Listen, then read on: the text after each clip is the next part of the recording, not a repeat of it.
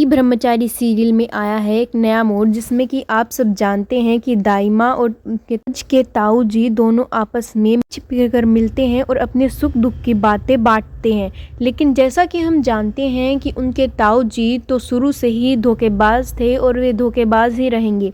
वे हमेशा एक को धोखा देते हैं और एक के साथ चले जाते हैं। लेकिन तभी दाइमा तो उनके बातों में आ जाती है और उनके छलावे में फिर से जकड़ जाती है। तभी वे कहते हैं कि अगर तुम नहीं आई तो मैं मर जाऊंगा और ये मेरी आखिरी सांसें होंगी। लेकिन तभी ताइमा कहती है कि ऐसा मत बोलिए, मैं अभी आ जाती हूँ। लेकिन ताइमा ने तो घर पे मेहमान बुला रखे थे जो कि सूरज के रिश्ते के लिए आए हुए थे और उनमें एक लड़की बहुत ही ज़्यादा सुंदर थी। लेकिन सूरज को तो पता ही नहीं था कि यह सब उसके रिश्ते के लिए हो रहा है। लेकिन जैसे ही सूरज को यह बात बताई जाती है कि वह उसके रिश्ते के लिए आई है, सूरज वहाँ पर आश्चर्यचकित हो जाता है और कहता है कि आपको पता है कि मैं ब्रह्मचारी हूँ, तब भी तुम मेरा ब्रह्मचर्य तोड़ने पर क्यों तुले हुए हो।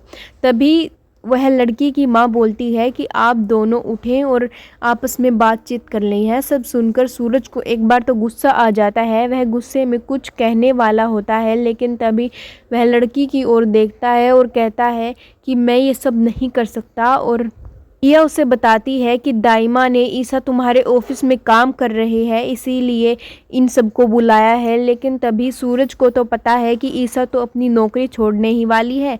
लेकिन तभी जैसे ही वे आपस में खड़े होते हैं बातचीत करने के लिए, तभी कॉल आ जाती है और वह कॉल किसी और की नहीं बल्कि ईसा की ही होती है।